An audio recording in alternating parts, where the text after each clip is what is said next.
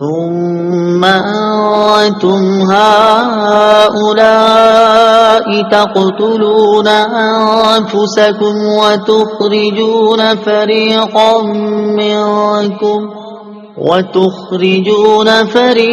منكم من ديارهم تظاهرون عليهم بالإثم والعدوان وإن يأتوكم أسارى تفادوهم وهو محرم عليكم إخراجهم أفتؤمنون ببعض الكتاب وتكفرون ببعض فما جزاء من يفعل ذلك منكم إلا خزي في الحياة الدنيا ويوم القيامة يردون إلى أشد العذاب وما الله بغافل عما تعملون أولئك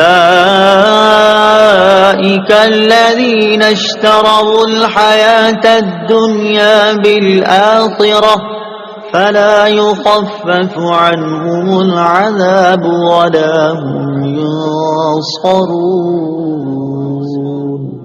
ترجمہ: پھر یہ تم ہی ہو جو اپنے لوگوں کو قتل بھی کرنے لگے اور اپنے میں سے ایک گروہ کو ان کے وطن سے بھی نکالنے لگے۔ تم ان کے خلاف گناہ اور زیادتی کے کاموں میں مدد بھی کرتے ہو، اور اگر وہی قیدی ہو کر تمہارے پاس آئے تو معاوضہ دے کر انہیں چھڑا لیتے ہو، حالانکہ تمہارے اوپر تو ان کا نکالنا ہی حرام ہے۔ تو کیا تم اللہ کے بعض احکامات کو مانتے ہو اور بعض سے انکار کرتے ہو؟ تو جو تم میں ایسا کرے اس کا بدلہ دنیاوی زندگی میں ذلت و رسوائی کے سوا اور کیا ہے، اور قیامت کے دن انہیں شدید ترین عذاب کی طرف لوٹایا جائے گا۔ اور اللہ تمہارے اعمال سے بے خبر نہیں۔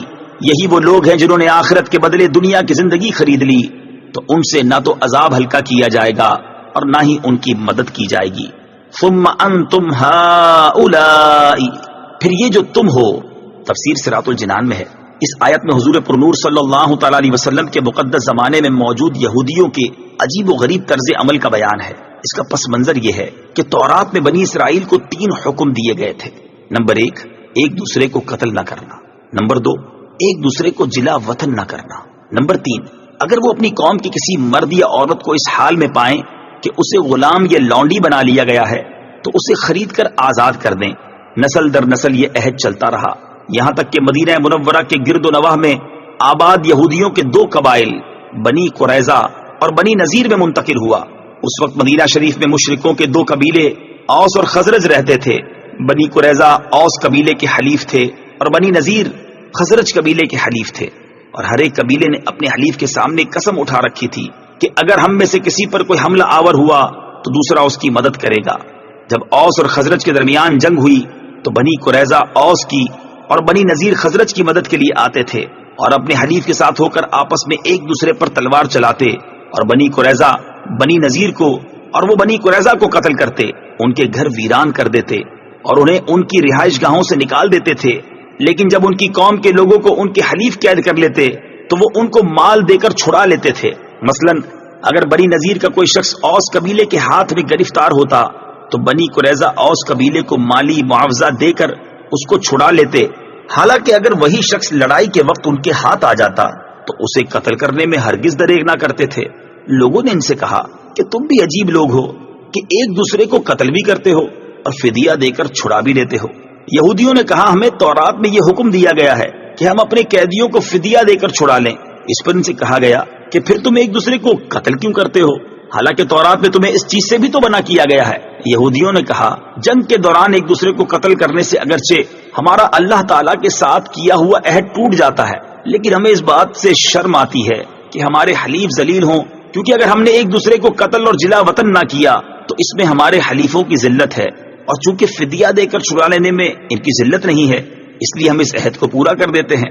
یہودیوں کی اس حرکت پر انہیں اس آیت میں ملامت کی جا رہی ہے کہ جب تم نے اپنوں کی خون ریزی نہ کرنے، ان کو بستیوں سے نہ نکالنے اور ان کے اسیروں کو چھڑانے کا عہد کیا تھا، تو یہ کیا دو رنگی ہے کہ تم ایک دوسرے کو قتل اور جلا وطن کرنے میں تو ہرگز دریغ نہیں کرتے، اور جب کوئی گرفتار ہو جائے تو اسے فدیہ دے کر چھڑا لیتے ہو، اور جن باتوں کا تم نے عہد کیا تھا ان میں سے کچھ باتوں کو ماننا اور کچھ کو نہ ماننا کیا معنی رکھتا ہے؟ جب تم ایک دوسرے کو قتل اور جلا وطن کرنے سے باز نہ رہے تو تم نے عہد شکنی کی اور حرام کے مرتکب ہوئے۔